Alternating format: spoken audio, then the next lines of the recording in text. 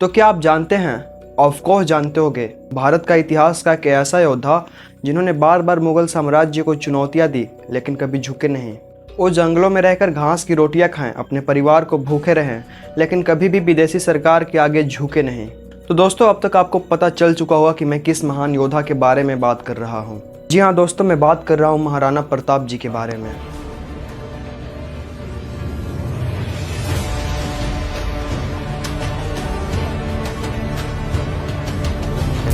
नमस्कार दोस्तों। महाराणा प्रताप जब युद्ध में उतरते थे तो उनके शरीर पे 208 किलो का वजन होता था। दोनों हाथ में 2 तलवार होती थी जिनका वजन 14-14 किलो के आसपास होता था। उनके पास एक भाला होता था जिसका वजन 81 केजी होता था। उनके पूरे शरीर पे लोहे का कवच होता था और उनके सर पे लोहे का ढाल होता था। इतना वजन दोस्तों कि आज के ट्रेंड सोल्जर्स भी 10 मिनट में थक जाएं।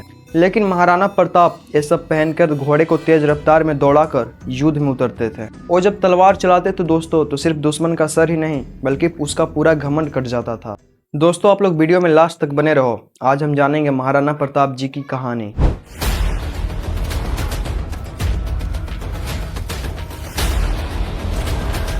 साल 1540 कुंभलगढ़ में एक बच्चे का जन्म हुआ जिसका नाम था प्रताप सिंह। कहते हैं कि उनके पिता का नाम महाराणा उदय सिंह द्वितीय और आज ही के दिन उनके राज परिवार में महाराणा प्रताप का जन्म हुआ। महाराणा प्रताप को कई मध्ययुगीन इतिहासकारों ने की का नाम से संबोधित किया। Maharana Pratap the invincible warrior की लेखिका रीमा आहूजा बताती है, राजपूतों में तब तक एक प्रथा बन गई थी कि ज्येष्ठ पुत्र मुखाग्नि के लिए नहीं जा। बचपन से ही तलवारों से खेलना और जंगल में रहने का शौक था।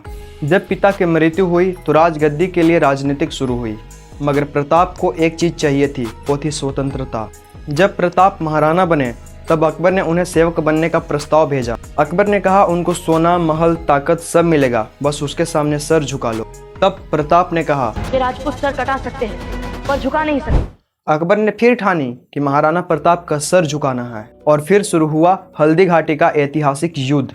एक तरफ अकबर की विशाल सेना और दूसरी तरफ महाराणा प्रताप जी का 20,000 राजपूत सैनिक और महाराणा प्रताप और उनके घोड़े जिनका नाम था चेतक।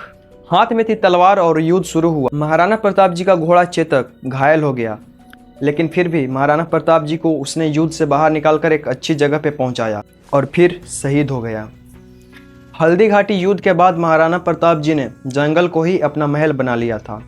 परिवार के साथ घास की रोटियां खाई, बिना छत के जंगल में रहें, लेकिन कभी भी अकबर के सामने झुके नहीं।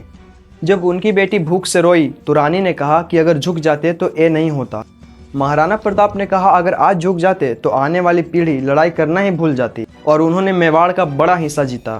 महाराणा प्रताप जी ने अकबर के दरबार में कभी कदम नहीं रखा। युद्ध के बाद भी महाराणा प्रताप जी ने हार नहीं मानी। अरावली के घाटियों में रहकर उन्होंने मेवाड़ के आज़ादी के लिए संघर्ष जारी रखा और अंततः कई दुर्ग वापस अपने अधीन कर लिए। 19 जनवरी 1597 को महाराणा प्रताप जी ने इस संसार को अलविदा कहा, पर उनका जीवन संदेश आज भी अमर है। स्वाभिमान और स्वतंत्रता के लिए कोई भी बलिदान छोटा नहीं होता।